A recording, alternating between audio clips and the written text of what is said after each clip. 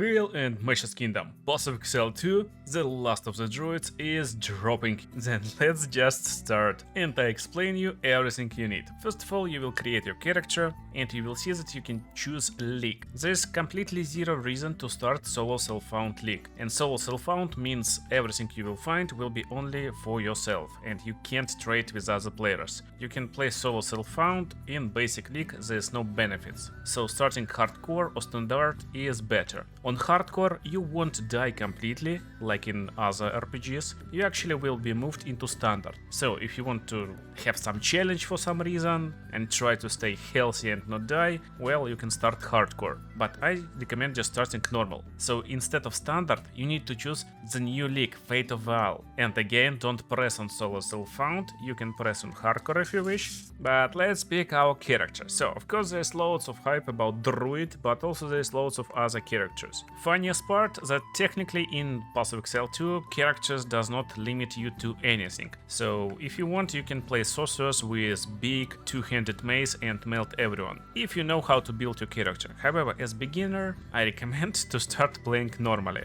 and if you're going for the ranger for example, try to play with bow probably, or maybe you're following some cool builds that you enjoyed and you know that you need a ranger. Your starting class will determine not only your ascendancy, it's basically extra little parts of passive skill tree, like specialization for a class, but also will determine your starting position on big passive skill tree. And don't worry, it's extremely simple, you will understand how it works in a minute. So just for example, let's start warrior. Get up and get ready to fight. However, even before you get up, there is technically two parts of the game in Path of Exile 2. There is campaign and end game. And while technically in end game any character can play whatever they want, in campaign it's better to follow some leveling build, basically more or less optimized way to have enough power at every level. I got leveling builds for every starting class, so you can check them in the pinned comment if you're interested in. But let's finally start the game. You will instantly see that your character is pretty slow, but I got loads of comments on my stream why I'm so fast and how I move so fast. I don't know if there's tutorial right now for this feature, I don't see it, but basically you can sprint. So to sprint you need to press a roll button. It will be space on PC, but there's separate button on controller, and if you press and hold a roll button, then basically you will see how your character sprints. However, be careful, because if you sprint and you will be attacked, you will fall and will be vulnerable, like extremely vulnerable. We are right now in tutorial level, and honestly you don't need lots of tips to beat this level. But if you never played Path of Exile 2, I recommend you to check mechanics on basic enemies. So in Path of Exile 2 the combat is actually meaningful, like a lot more meaningful than in basic ARPGs. It's not just like models that doing some attacks and there's some numbers, they actually attack and you can just move out of the attack. So to evade attack you can just move, there is no randomness. Yes, there is evasion that every character will have, so you randomly will be able to evade attacks, but again you can evade by doing rolls, just by moving. So the combat is really cool, impactful, and it feels great. If you kill monsters over here, maybe you will get some items, and I will explain how they work pretty soon, but you will see a bunch of chests in this tutorial level that will give you items for your class. For example, it will be shield for warrior, some other items for other classes, and so on. Also there will be a chest with a skill, and that's how it looks like in Path of Exile 2. Skills come in the form of gems, and to use them you need to equip them. You will have 9 free sockets, so technically you can equip up to 9 skills. But don't worry, you don't need 9 buttons to play the game. There is also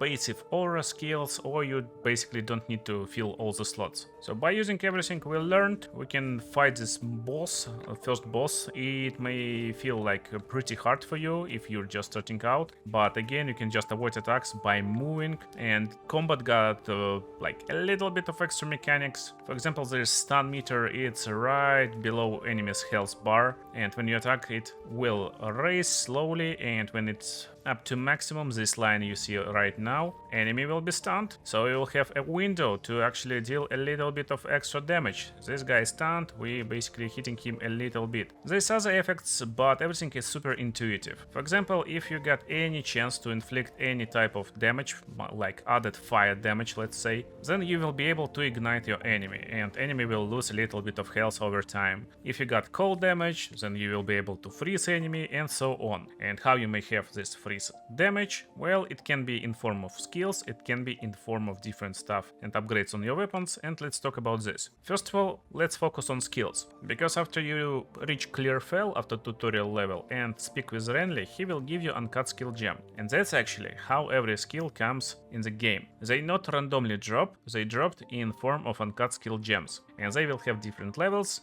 Different levels will give you ability to get more powerful gems. You just open it, you craft it, and then you will be able to socket it into your skill panel. So what to do with the skills? Here's the most important part. Yes, as you drop higher level skill gems, you will be able to craft higher level skills. But every skill can be upgraded. So when you drop uncut skill gem level 2, you can upgrade skill gems that is already in your skill panel. And you will see level over here. High level will, in most cases, mean more damage, better effect, better area. Basically, it will be better. So you always want to level up your skills in like most cases. Another important part is tags, and tags will be showcased by this dotted line. You basically see it over here. So rolling slam is attack. It's nice to know that it's attack. We probably already know it, but also it's AoE, area of effect, melee, and slam. Basically, that's how you scale your skills. You can actually highlight all these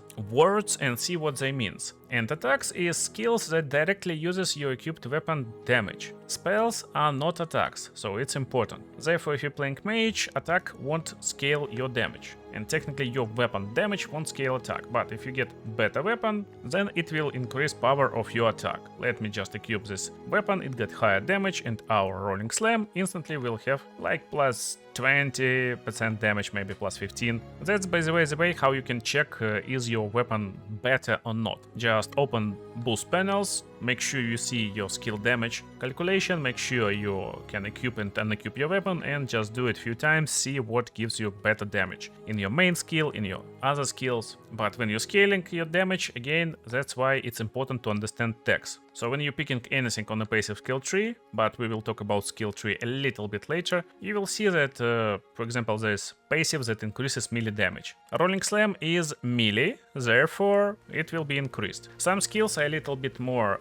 how we can call them, complicated. Like for example, falling thunder with quarterstaff. It will be AoE, melee, slam, projectile, and lightning at the same time. So there's lots of tags, but it doesn't mean that you will have more damage with falling thunder if you scale it as melee skill, because the skill will have two types of attack. That's why basically you can read what skill does and try to find out like how it works, because normally falling thunder is melee slam, but if you consume power charges, that's the resource you can easily get as monk, it will shoot projectiles. So you can actually scale it with projectile damage, with lightning damage, and lightning damage will scale projectile and melee damage, but if you add melee damage, it won't add projectile damage. Pretty like easy, straightforward stuff. And one of the ways how you can easily increase power of your skills without diving deep into passive skill tree is to use support gems. Every skill will have these sockets. There will be only 2 sockets available to you instantly, but as you can see, there is like 3 more, so you can have up to 5 sockets on each gem. And to get them, you will need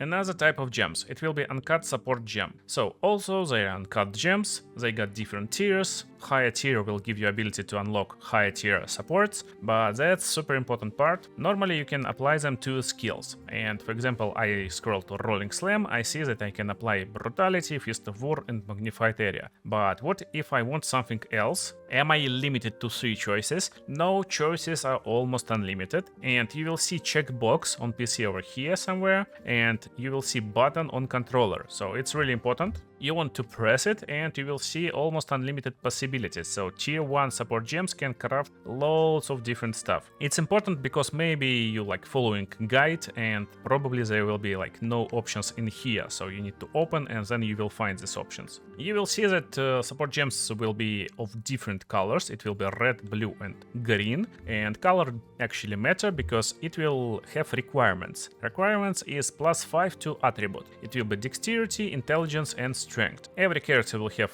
basic attributes and you can have more attributes by getting them on gear and also on passive skill tree. On passive skill tree there is nodes that give some type of passive like melee damage, but also there is attribute nodes. So eventually you will arrive to them and you will be able to pick 1 out of 3 attributes. So if you can't equip some green gems right now, just invest a little bit in attributes and you will be okay. There's one more type of gems, it's spirit gems. You will unlock them in campaign when you beat special bosses. And they will unlock special resource, it's called spirit. Spirit is a reservation resource. Eventually you will have 100 spirit, and that's true for every character, but with gear you can get a lot more. And with some passives you can have a lot more. And spirit is basically buffs. In most cases it's buffs, sometimes it's kinda spells. So this is super powerful, definitely you want to use it. Loads of good buffs that will help you clear monsters, defeat bosses and so on and so on.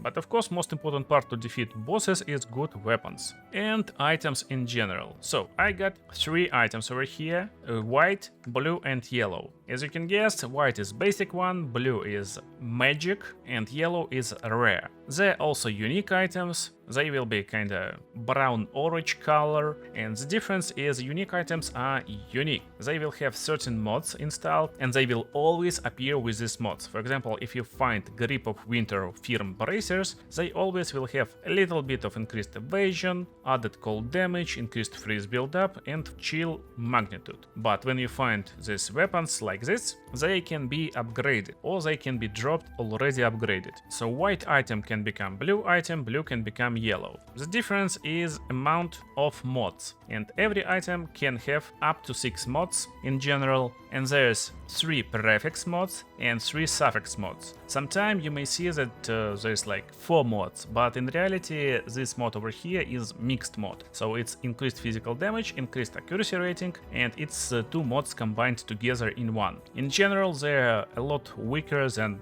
just basic accuracy rating increasement or increased physical damage, so basically they can't be higher, but you're boosting 2 stats together. What is most important is this number over here, and to see it you need to highlight item. So normally you don't see it, you need to press Alt or you press right stick on controller and you will see this highlighted stuff. So what does it mean? It means tier of your mod. Tier 1 is the best one and everything is higher is a lot worse. So if you see T1, T1, T1, it's super like best in slot weapon. If you see T9, well, it's not best in slot weapon. However, early weapons just can't roll anything better. These rolls are determined by your item level, but it's more like in-depth topic that you want to understand if you go into crafting. So if you beat campaign, make sure to jump on my channel and there will be loads of crafting guides for this league. But for now, just understand that there's different prefixes and suffixes, and in most cases prefixes will roll something like base stat increasement. For example, if it's a weapon, it will increase your physical damage, maybe it will add a little bit of elemental damage. If it's suffixes, it will increase your attributes, critical hit chance, level of melee skills and stuff like that. And it's true for nearly like all equipment. So shield will roll added armor on top and will roll some resistances on bottom part, as you can see. Also there's life on top, so that's how it works. Now, how you can basically transform white item into yellow item. There is currency. Don't worry, it looks like a crazy amount of stuff, but in reality it's super easy and you will understand it really fast, and you don't need all of them. You just need like basic currency early in the game. Later you don't need it, you will start use advanced currency, and technically it's like 5-6 currencies you mostly will use. So white item can be transformed into blue item by using Orb of Transmutation, and as you can see it's just written upgrading on it upgrades normal item to magic. Magic is blue. Bam! So we add one mod. The second item is Orb of Augmentation. It will augment magic item with new random modifier. So basically, blue items can have one prefix and one suffix. Therefore, pam pam, we get one prefix and one suffix on both of these items. To upgrade it further, we can use Regal Orbs. It will add one more mod and it will become yellow item with 3 modifiers. And then you can finish with Exalted Orbs. However, if you were lucky and, for example, got 2-3 Exalted Orbs early in campaign, don't try to augment your weapon. Earlier I told you that they just can't roll anything better. So in campaign, you actually don't want to invest any currency in your weapons and in your armors in Act 1, and then you want to invest mostly in your weapon at the start of Act 2 if you find some good weapon of like level 16 or around it. There's lots of other currency that can be used. For example, there's blacksmith whetstones that can be used to improve power of your weapons, but it's more in-depth stuff. Basically, now you understand how to identify what weapon is good, what weapon is bad. Most important is to understand what to do with weapons in campaign. In every town, in every act, there will be a trader that can disenchant items, and you actually want to disenchant yellow items in most cases and sell blue items that you're not using. Because by disenchanting yellow items, you will get regal shards. Regal shards will become regal orbs, and that's basically how you collect at least few regal orbs without any randomness, and you will be able to upgrade your items later on. Also, by completing few quests in Act 1, you will unlock Salvage Bench, and you want to use this Salvage Bench on items with quality. Quality is basically empowerment of items, so by using it on items with quality instead of selling them, you will get these blacksmith whetstones.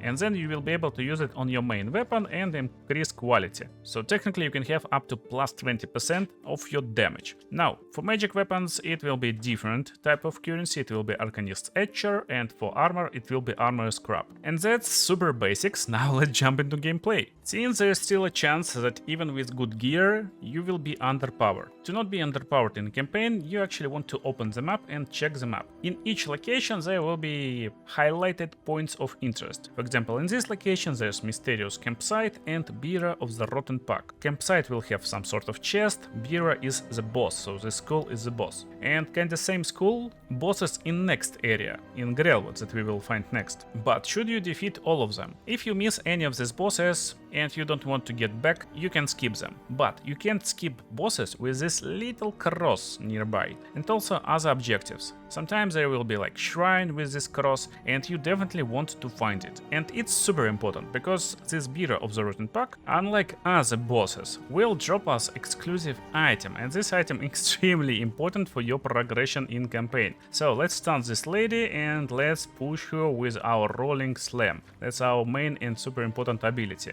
And by the way, if I'm getting hit, I always drink my potions, so make sure you drink your lotions and potions battle, it's really important. This item will be highlighted in green normally, and this green item will grant me plus 10% cold resistance. It's permanent buff. It's super important because after going from Act 1 into Act 2, our resistances will be dropped by 10%, and it's true for each act. So by the end, when you reach endgame and beat whole campaign, you will have minus 60% to all resistances. It's insanely big problem for us, and we will need to find gear with good resistance, but in campaign you can have plus 20% to all resistances. So in reality, by the end of campaign you should have minus 40. If you don't have minus 40, if you have lower resistance, make sure to double check what bosses you have missed. Now, what if you're having trouble? So what if you run into area and you see like, oh my goodness, I can't advance, I don't know what to do. There is a way, so go to the next area, go to the town, it doesn't matter. You can do it by standing near the entrance, or you can do it by standing on teleport in town and by pressing click and shift at the same time on area you want to teleport in. And to teleport to any area you need to unlock waypoint, so you need to find teleport location in this area. But also you can do it basically by going in and out of area. It will be also looked like this. Basically you press shift and click, or if you're playing with controller like me, you just press and hold. I'm on PC with controller, by the way. And you will be able to get into instance. So this instance is our previous location where we already cleared boss. But new instance will completely respawn respawn all monsters in the area, so if you feel underpowered, if you feel like you need a little bit more practice, maybe you want to try to defeat one boss like one more time, maybe you enjoy the fight versus some sort of boss, you can always reload bosses, play versus them a little bit more, and sometimes it's nice idea to just get some better equipment from time to time, sometimes just to hit like certain level thresholds, maybe you got items that require you to have like level 40 and you're level 39, so you want to hit level 40 before entering next zone, and so on and so on. So there's multiple variations why you want to do it, but basically you can do it. And of course it will respawn all monsters, but it won't give you rewards. This is one-time rewards. When you collect this chest, there will be a skill gem, and you won't be able to get the skill gem again. There will be some random stuff dropped from the chest, I guess. So we just leveled up, and let's talk about how we actually move through acts, so how to not stuck. If you're following some leveling guide, probably you won't be hard stuck, but maybe you decided, oh, I can make a build for like myself easily. So after leveling, to not stuck in acts, you actually want to have only one thing. In most cases, there's a pretty simple pattern on every part of passive skill tree. So let's take, for example, warrior. We got melee damage over here, and we got armor over here. So you see, it's defensive part, it's offensive part. If you want offense, you basically go over here, and no matter what you take over here, it will be some offensive stuff. Yes, you can have stun build up over here, but in most cases, just going with something that got worth damage will work better. So just go for damage, and it will do the job in campaign. But closer to the end games, that's where you want to invest in defenses. There is some honorable mentions like this note near warrior, 80% increased armor from equipped body armor. It basically makes your armor 2 times better, so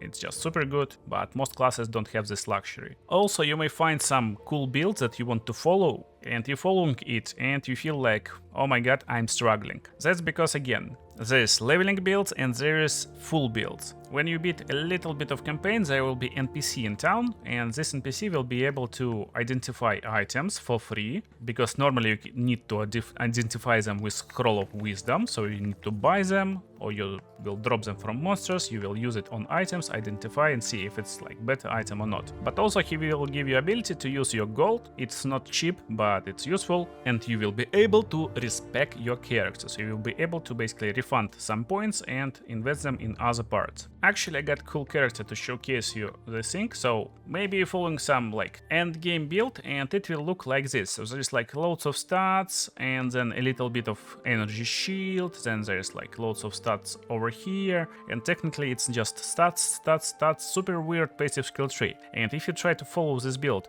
right from the start in campaign, it won't work. It works when you got perfect gear, and this gear maybe synergize with stats, or maybe you just really need some passive skill tree node over here, so you can't invest anything else. But when you're going through campaign, that's like rule of thumb. You just go into damage, as I told you, ignore critical hits, because in campaign critical hits is bad. So if you don't know what you're doing, better just ignore critical hits, go for skill speed, casting speed, attack damage, everything that will give you ability to attack faster and harder. And then in most cases, outside circle will have best nodes. So for example, if you're playing Monk, he will play with quarterstaff, and quarterstaff is located over here. It just looks like quarterstaff. This part will give you best bonuses for quarterstaff, so you want to go there first. It's like a rule of thumb if you're doing stuff yourself. And then while you're going over there, just pick every node that will give you damage. So for example, we just finished this part, got dexterity, going over here, critical damage bonus. No, critical hit is bad. Then we're going over here, attack damage. Okay, we're taking attack damage.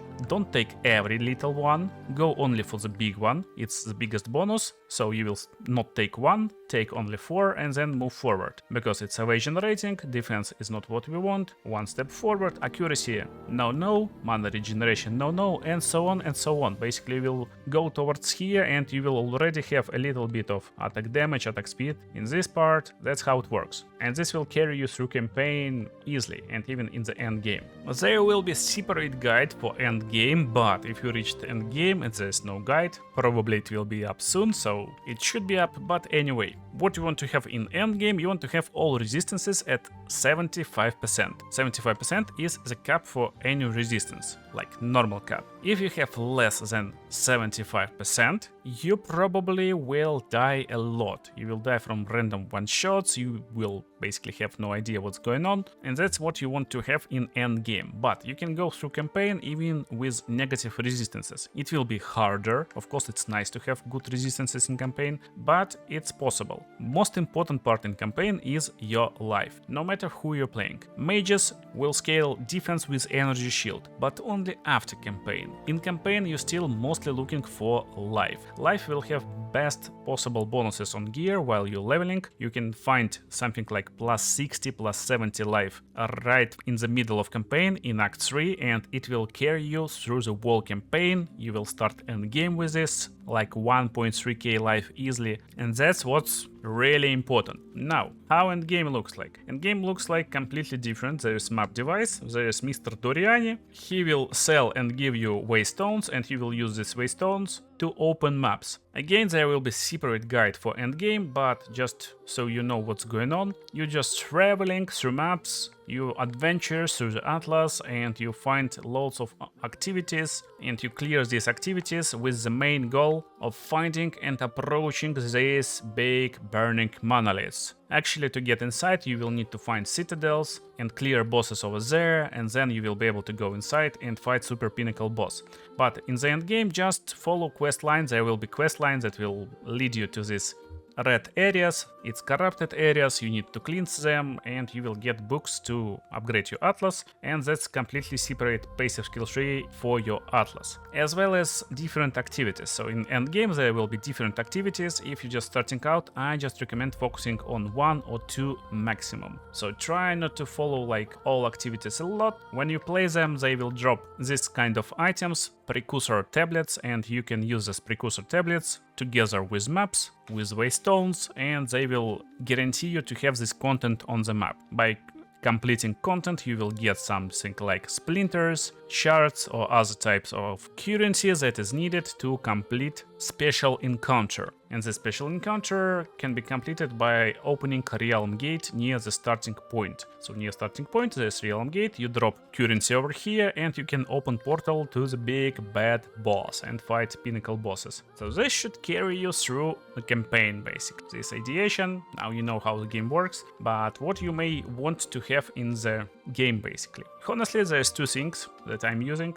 First one is loot filter. For example, there's item on the ground, but you can activate loot filter, and if this item is not for you, not for your character, if your filter is good, it will be hidden. It's good because in the late game there will be like tons of items on the ground, and you actually don't want to waste your time constantly picking and checking what item is it. Mostly it will be a trash that you don't need to use. I set up my loot filters on this site, Path of Exile 2 filter.com. Basically that's the site, pretty good one, and you can easily create filters yourself. Just go into presets, pick what you want. For example, you want campaign filter, so you just press end game, pick your class. For example, I'm going with monk. It will showcase that it will give you quarter staffs, evasion energy shield armors. It also gives suggestions, as I told you in the beginning. So you want to disenchant rare items and sell magic items, and you just download this filter. It's good to go. But there's like loads of customizations over here, and you can set up it with really good rules, and I got my separate filters in Discord if you're interested. And there's of course second